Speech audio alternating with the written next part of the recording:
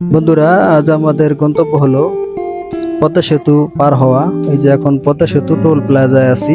এটি হলো মাওয়া প্রান্ত। এটা মাওয়া প্রান্ত। এই যে টোল প্লাজা এখন আমরা পার হচ্ছি। এই যে দেখুন টোল দিবে এখন। এই যে টোল দেওয়া শেষ হয়েছে, এখন ওই যে আমাদেরকে গাড়ি ছেড়ে দিয়েছে। আমরা পারাপার হওয়ার জন্য গাড়ি যাইতেছে। এটা হলো আমাদের মাওয়া প্রান্ত, অর্থাৎ ঢাকা থেকে আমরা শরীয়তপুর যাচ্ছি। তো এটার অপর প্রান্তে শরীয়তপুর বামে চলে যাবে আর সোজা চলে যাবে ভাঙ্গা হাইওয়ে হয়ে বরিশাল, ফরিদপুর, অর্থাৎ দক্ষিণাঞ্চলের যেই জেলাগুলো সেখানে চলে যাবে। তো আমাদের গন্তব্য যেহেতু শরীয়তপুর, আমরা শরীয়তপুর সেনানিবাসের পাশে দিয়ে চলে যাব।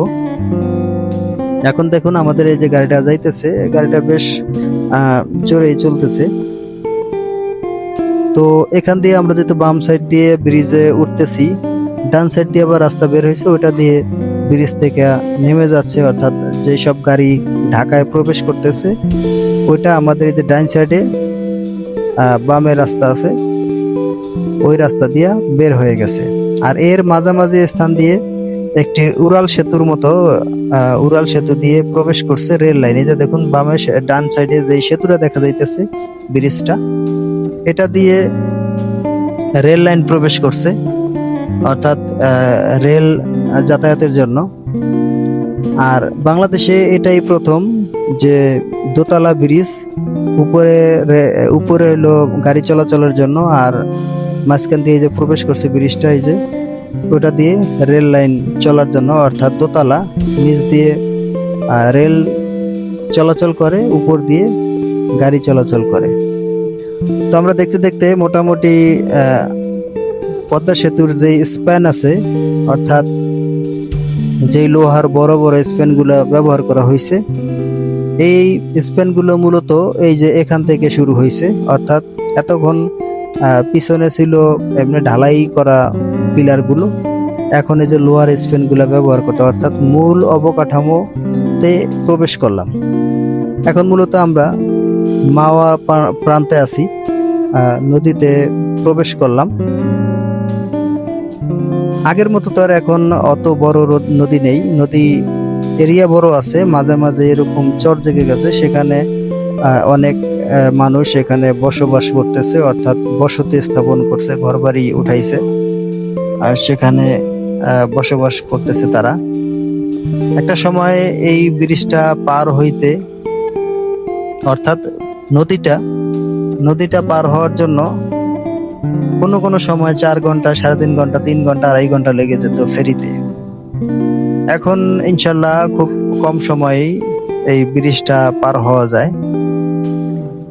আমি একবার এই স্পিড বোটে ব্রিজটা অর্থাৎ এই নদীটা পার হয়েছিলাম। তখন অবশ্য নদীতে মোটামুটি ভালো ঢেউ ছিল।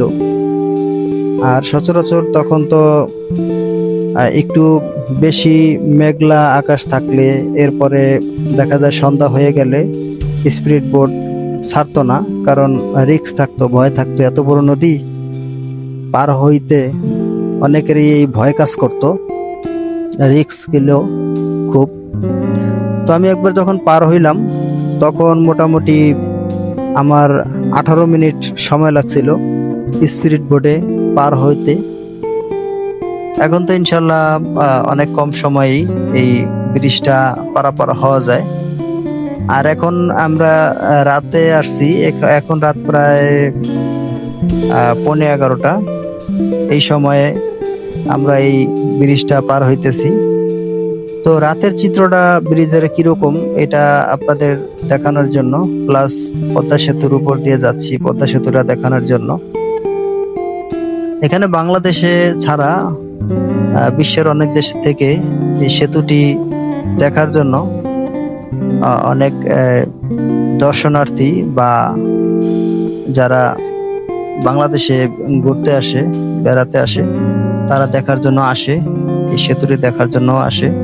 এবং বাংলাদেশের বিভিন্ন জায়গায় অপরূপ সৌন্দর্য দেখার জন্য। এরপরে এই ব্রিজ পার হয়েই পৃথিবীর এই যে দীর্ঘতম সমুদ্র সৈকত যেটাকে বলা হয় কুয়াকাটা, আর সেখানে যায়, যেহেতু এটা দক্ষিণাঞ্চলে অবস্থিত। আর এই ব্রিজটা দিয়ে দক্ষিণাঞ্চলে এখন যাতায়াতের ব্যবস্থা, সেখানে যাচ্ছে। তো রাতের এই চিত্রটা কিরকম লাগলো, ব্রিজটা দেখে আপনাদের কেমন লাগলো, এটা ভিডিওতে কমেন্ট করে জানাবেন। আর ভিডিওটি দেখে যদি ভালো লেগে থাকে তাহলে লাইক, কমেন্ট, শেয়ার করে পাশে থাকবেন।